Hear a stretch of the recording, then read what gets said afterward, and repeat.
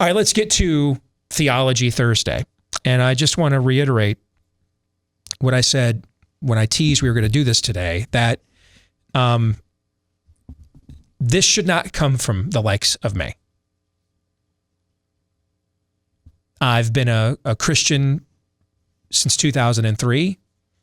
I've grown quite a bit in my faith, and I've been very public and bold about it on numerous public platforms, but I'm still a work in progress.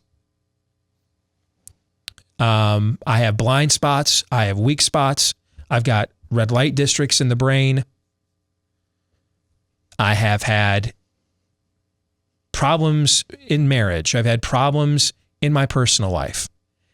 I'm not an apostle. I'm not a pastor.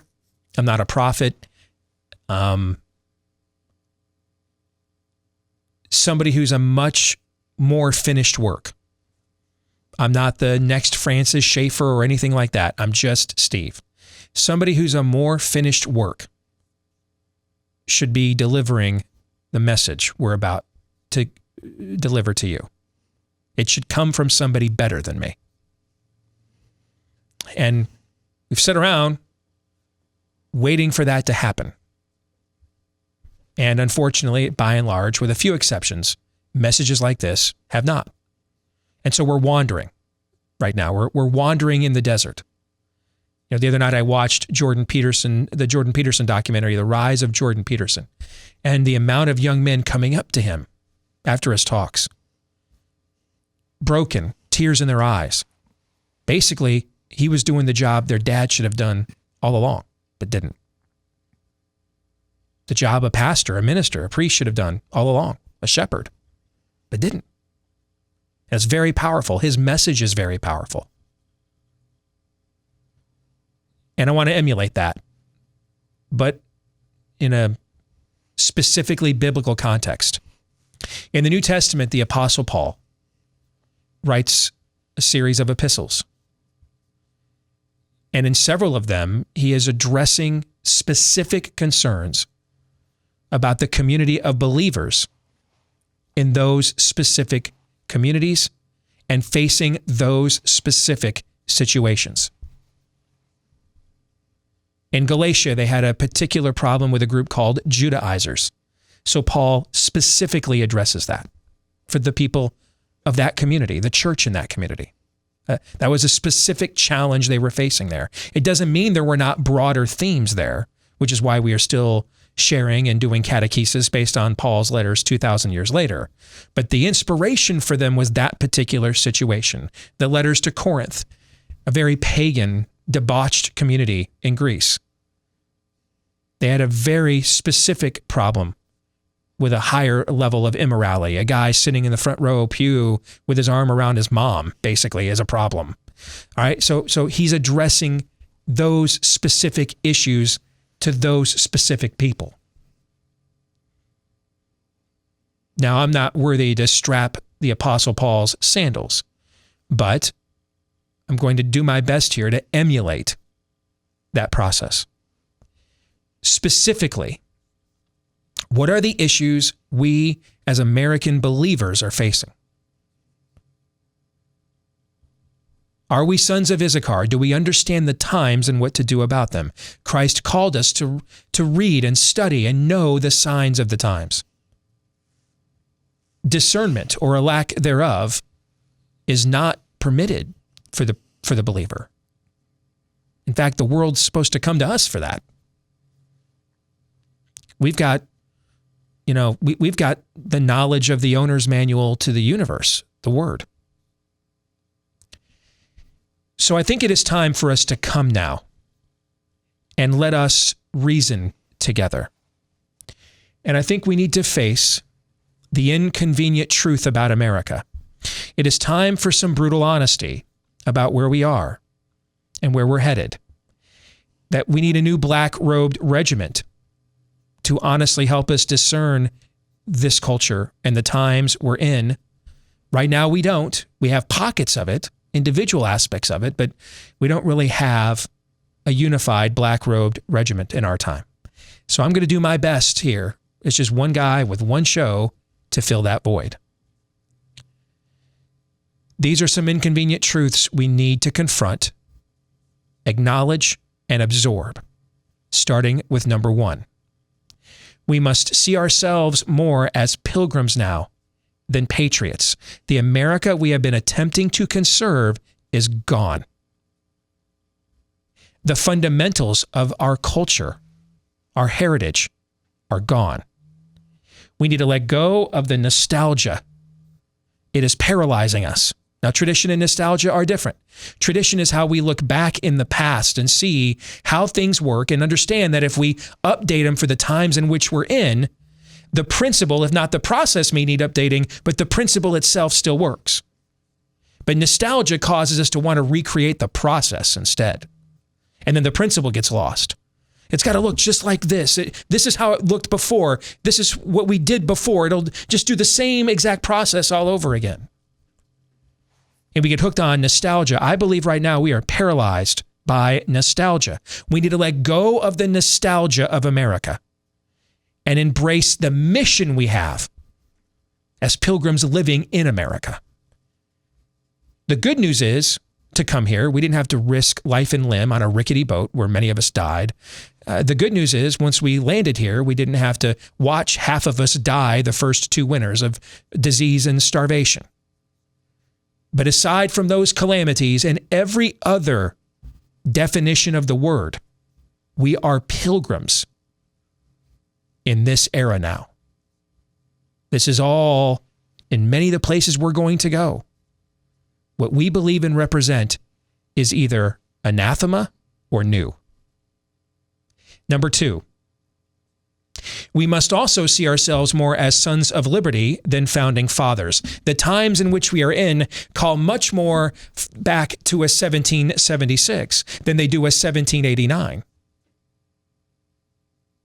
They lived in a pre-Constitution world. They hadn't even conceived of one yet. We live in a post-Constitution world.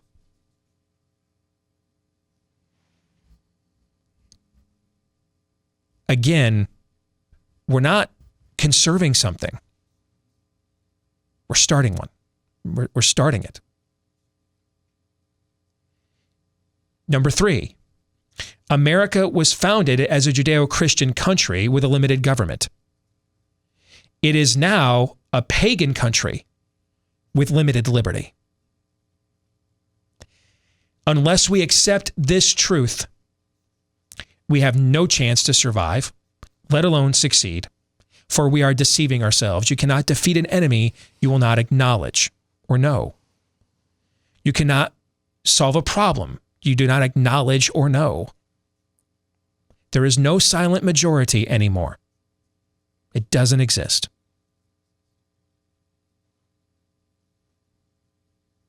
Number 4, the Constitution is a dead letter. The natural law it codifies, of course, remains as it always has and always will, because that is the code of the Creator. But its parameters and principles are effectively null and void. Even when the Constitution is defended by our politicians and judges, it's usually on a technicality rather than a premise. Remember when the Republicans opposed Obamacare for a decade on the grounds that, quote, we couldn't afford it, not on the grounds that it's just completely, wholly, not even unconstitutional. It is anti-constitutional. The purpose of this legislation is to undo the scheme of the Constitution itself. That was its purpose. So I guess if we can afford anti-constitutional legislation, then it's good. It was a terrible argument, which shows you they didn't really mean it, because then when you gave them the power to do something about it after 50 plus show votes to repeal it, root and branch, they never did. Think of poor Jack, apparently the only cake baker in all of Denver, Colorado. You know, I've been to that gorgeous city a couple of times and thought I saw more than one cake baker there. Maybe I didn't. Maybe poor Jack's all they got there. But they keep assaulting this guy. Please use your business, we demand, in order to perpetuate our pagan mythology. He keeps refusing. And the last time that he won at the Supreme Court, the court literally told the state of Colorado that if they could come up with another rationale for why they wanted Jack to do this other than religious animus, it was totally cool. It was totally cool to impose your will on somebody like that. Just don't make it, about something icky we can't defend. That's not defending the Constitution. That's not upholding it. That's just unraveling it, Weezer style, the sweater song, just one thread at a time, as opposed to the other guys that are just, kicking tires and lighting fires with it. Number 5, we have wasted decades in the Republican Party on a national level with no real fruit to show for it whatsoever. Even within the one area where we had seen progress, Second Amendment rights, we're retreating now. The last 2 presidents, including the last Republican one, they both issued unconstitutional gun control executive orders. The Second Amendment's in the Constitution. The word executive order, strangely, is not. The NRA's leadership is in shambles at the moment. And that was our most effective issue advocacy organization of the last couple of decades. Number 6, we need to let go of the nostalgia of Americana's symbols and institutions. West Point announced a few days ago, critical race theory is going to be part of its curriculum. West Point. These institutions are all gone now. And they're not just gone, they're against. They have been turned against us. The time is coming soon when we may be the ones who refuse to stand for the pomp and circumstance that is really now just woke agitprop, just propaganda. Need to let go of that. The nostalgia is going to paralyze us. It's paralyzing us now.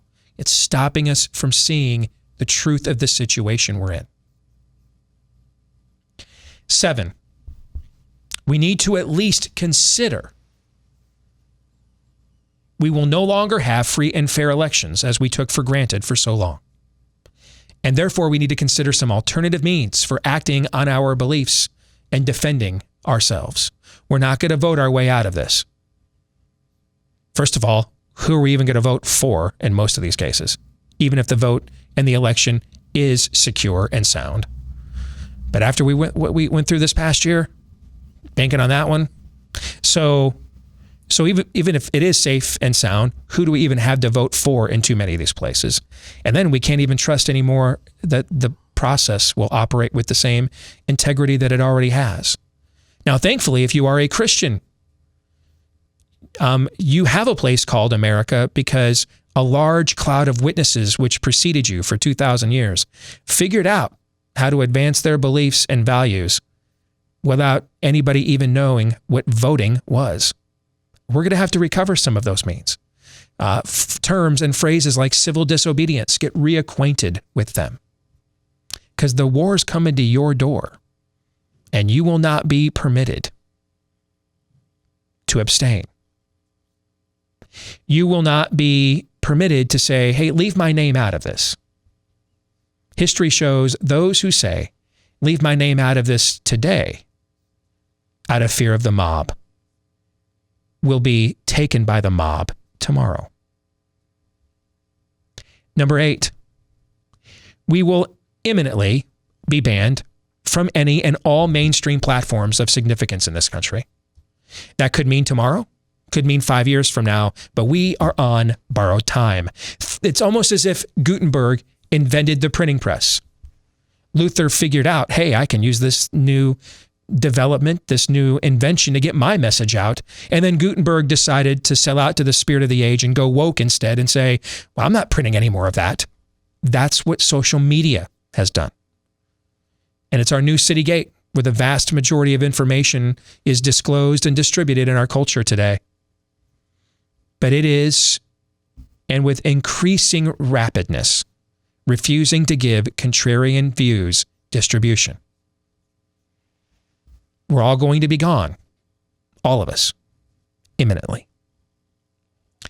9. We need to create our own subculture and ecosystem. However, not with a monastic intent of living separately, but with the missional intent of modeling righteousness and liberty to a watching world. meaning not a separate culture, an alternative one. Our marriages are better. Our families are better, not in quality or essence, but in way of life, a superior way to live that attracts other people that are like, wow, I want what they have. We run our businesses better. We run our schools better. Now, you'll notice that there's no graphic associated with this talking point.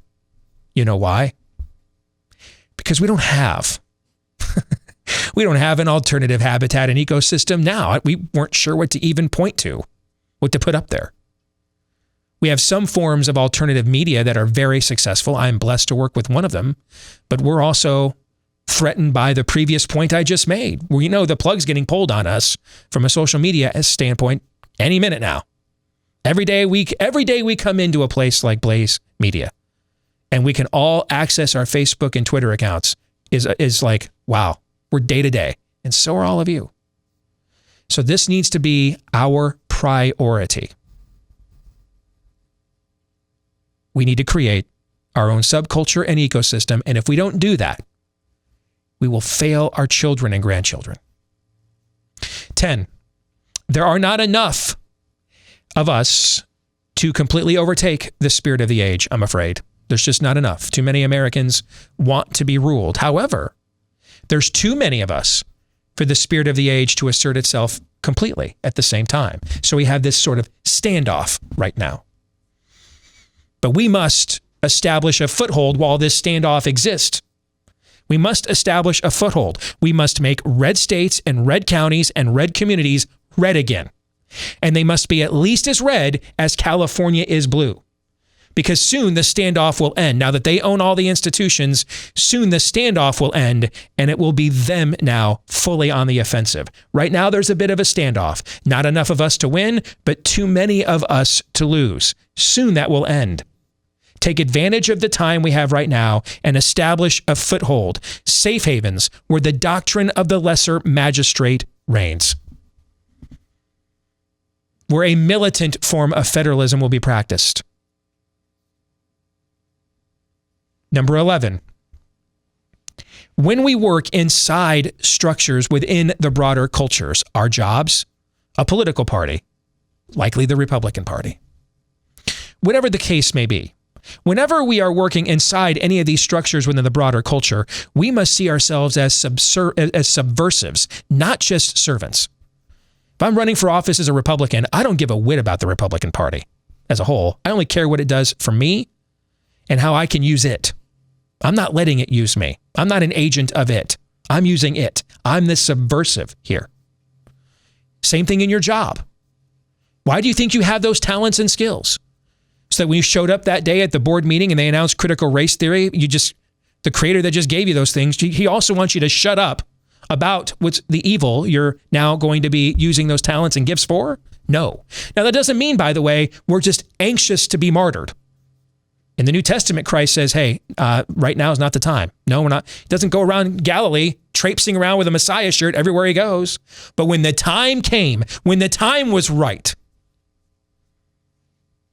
and when Caiaphas looks at him, says, are you the one? Enough. Let's cut to the chase. Are you the Messiah?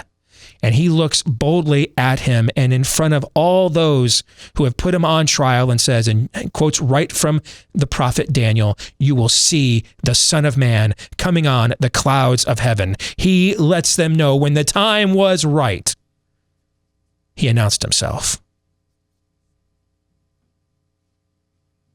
There will be a time that it is right for all of you to do the same. Until then, stay quiet subversively, not weakly.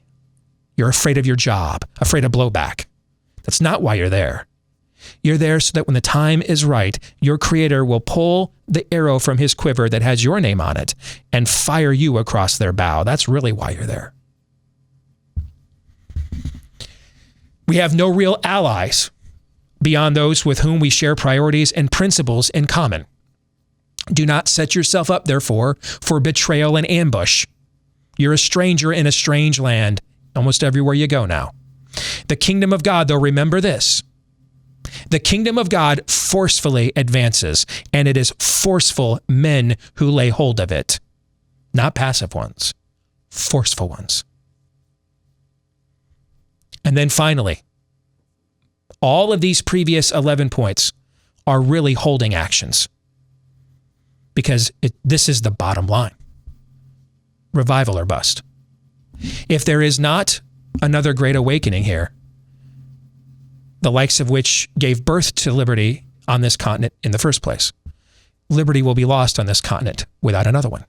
Period. End of sentence. And collectively, without revival, these previous 11 steps will fail. But, as Paul says, to the Jew I am a Jew, to the Greek I am a Greek. I am all things to all people so that I may save some of them. We do these things because whether this thing is about to go dark and live out an Edmund Gibbon's book and assume its place on the ash heap of history, or it does see revival, we are still called to love our neighbor as we love ourselves. Now, again, I'm the last person to be issuing marching orders to God's people, man. Somebody better than me should be telling you these things. Somebody who's been more righteous and holy in their lives should be telling you these things. Somebody who wants less vengeance on his enemies than I do and carries less spite around as I do every day. The anger just grows inside of me every day at what goes on. I have to resist the temptation to not just lose my mind on social media every day. I'm so angry. Somebody who doesn't wrestle with those things, who's better at the joy of the Lord, should have told you this. But we don't have any more time left to wait around for the people that have those characteristics to equip us for the times in which we're in. The hour is late, so I guess it's going to be me. I hope that this was helpful.